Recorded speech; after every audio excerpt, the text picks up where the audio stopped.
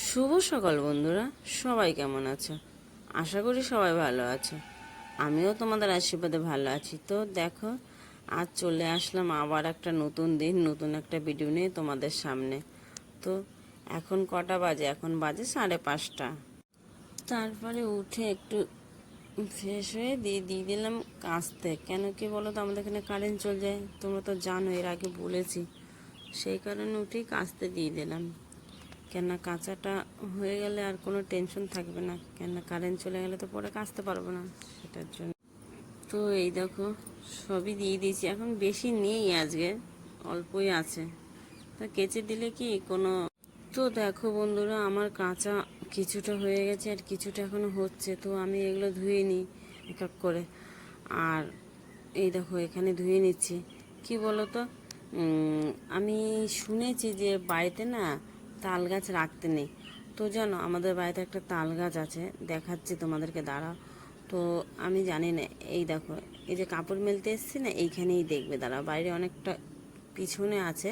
তো অনেকে বলে যে তাল গাছ অঞ্জলি রেখো না, তাল গাছটা কেটে ফেলো, তাল গাছ বাড়িতে রাখতে নেই।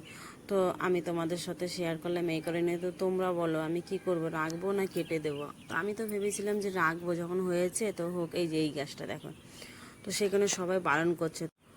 তো বন্ধুরা, তোমরা তাহলে একটু জানিও আমাকে যে ওই ব্যাপারটা নেই, তাল গাছটা নেই, ঠিক আছে? তাহলে তোমরা বললে আমি কেটে দেবো। এমনিতেও অনেকেই বলছে, তাও আমি ভাবছি যে গাছটাকে কেটে দেবো।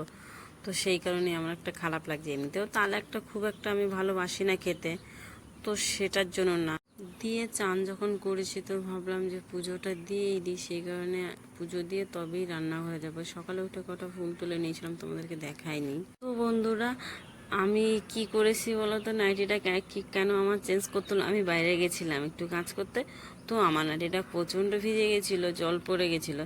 কুয়ো থেকে জল তুলতে গিয়ে দেখেছো তো, আমি কুয়ো থেকে জল তুলে কাজ করি, তো ওর জন্য আমাকে নাইটিটা আবার চেঞ্জ করতে হলো, তারপরে পুজো দিতে হলো।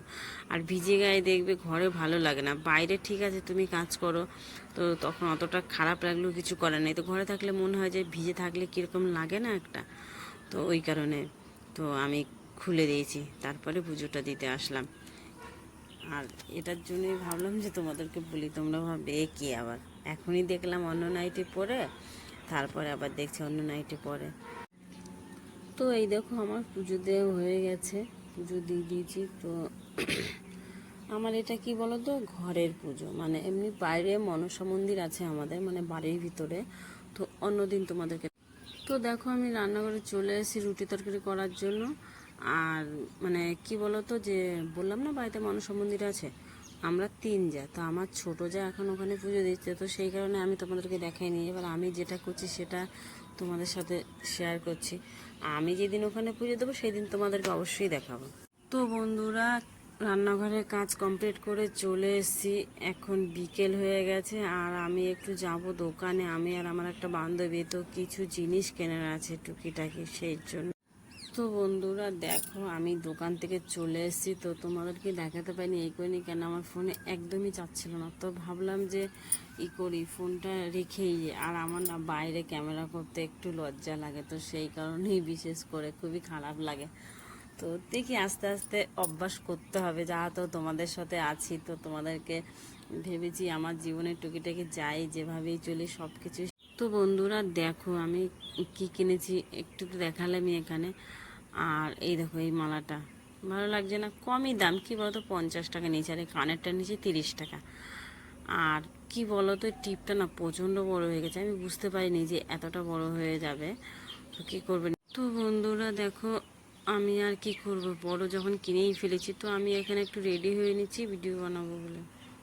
তো বন্ধুরা, সবাই সুস্থ থেকো, ভালো থেকো, দেখা হবে অন্য একদিন অন্য এক সময়।